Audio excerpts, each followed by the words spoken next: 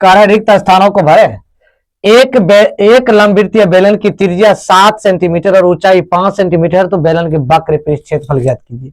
अब जानते हैं त्रिज्या हमें प्राप्त है, ऊंचाई हमें प्राप्त है। अब बेलन की वक्र पृष्ठ क्षेत्रफल का निकालने के लिए बेलन का वक्र पृष्ठ क्षेत्रफल बराबर होता है 2πr/h।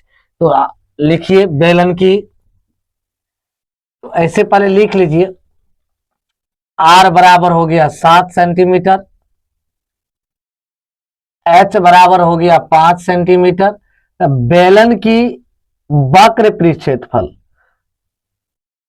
वक्र पृष्ठ क्षेत्रफल बराबर 2πr/h। इसका मान 2 और इसका मान 22/7 पाई का मान, r का मान आपका 7 दिया है तो भाई 7 लिख दीजिए, इसका 5, ये कट गया। कटने के बाद आप देखिए ये 22 2 गुना 22 गुना 5, तो ये कटेगा। देखिए 2 दूनी 4, 22 दूनी 44 गुना 5 बराबर आ जाएगा 4 पंच 20, 4 पंच 20 2 22। आंसर आपका आ गया 220। यहाँ होगा क्षेत्रफल कितना, 220 सेंटीमीटर स्क्वायर। अब कहता है कि दूसरा नंबर है, एक लंबवृत्तीय बेलन की ऊंचाई 7 सेंटीमीटर और आधार का व्यास, देखो d बराबर आपका क्या दिया है, 10 दिया है, तो r बराबर क्या व्यास का आधी होता है त्रिज्या, ये हो जाएगा 5। चलिए h बराबर आपका कितना दिया है, 7 दिया है, तो आप 7 लिख दीजिए।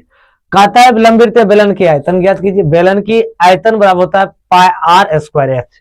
लिख लीजिए बेलन की आयतन बराबर, बेलन की आयतन बराबर πr²h। तो अब देखो πr² है, इसका पाई का मान 22/7 गुना r का मान आपका कितना है 5 गुना 5 हो जाएगा। h का मान आपका 7 दिया है तो 7 लिख दीजिए, 7 7 कैंसिल, ये आ जाएगा 22 गुना 5 25, ऐसे नहीं तो लिख लीजिए 22 पंच 2 पंच 10, ऐसे लिखिए 22 गुना 5 गुना 5। अब बराबर कर दीजिए 22 पंच 110 गुना 5, बराबर आ गया 550 सेंटीमीटर, 550 सेंटीमीटर क्यूब। अब